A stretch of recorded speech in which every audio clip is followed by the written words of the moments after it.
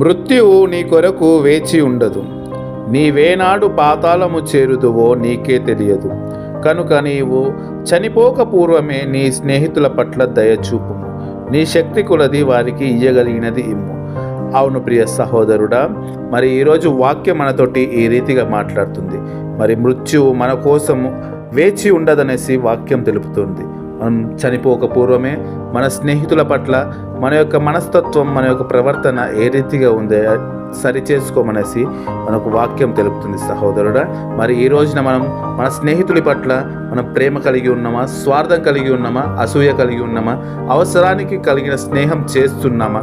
ఒకసారి మనం పరిశీలించుకొని మరి మన స్నేహితుల పట్ల మనం సమాధానం కలిగి ఒకరి పట్ల ఒకరం ప్రేమ చూపించుకుంటూ జీవించాలి ప్రియ సహోదరుడా.